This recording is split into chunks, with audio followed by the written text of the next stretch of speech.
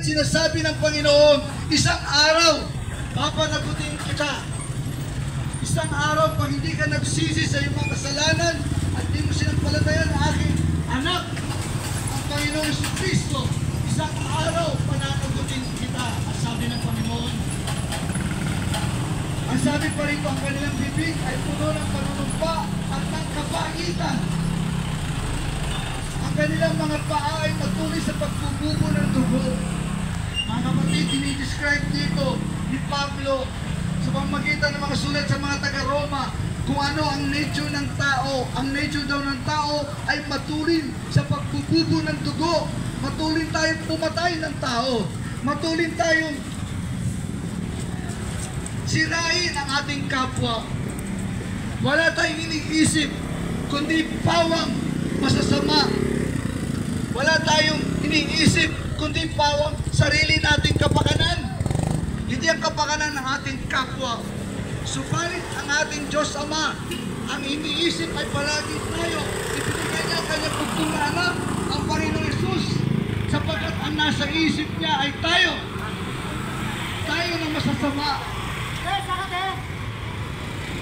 Kaya nga po mga kapatid, ang sinasabi pa rito, kagibaan at kahirapan ang nasa kanilang mga daan.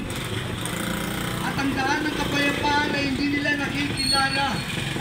Ang tao by nature, warfare, ang tao by nature, malaaway, ang tao by nature dahil masama, ay gustong pumatay ng kanyang kapwa, ay gustong manakit ng kanyang kapwa. Subalit kapatid, lahat ng ating ginagawa dito sa lupa ay may kaparusahan sa Diyos. Alalahanin mo yan, isang araw, lahat ng kasamaan ay pananagutin tayo ng Diyos. Pananagutin tayo ng Diyos. Hindi pa pwedeng palagi kang ganyan. Hindi pa pwedeng basta-basta ka lang papatay ng tao, sisira ng tao. At sisirain mo ang iyong kapwa. Isang araw, pananagutin ka ng Diyos. At kapag pinanagot ka ng Diyos, pagsisisihan mo habang buhay. Kaya ngayon pa lang mga kapatid, ay magsisi ka na sa iyong mga kasalanan habang kinakausap ka ng Diyos. Maaari sa araw na to, kinakausap ka ng Diyos. Kumakatok siya sa iyong puso at sinasabi niya sa iyo, anak, magbago ka na. Magsisi ka sa iyong mga kasalanan. Magpakumbaba ka sa aking harapan.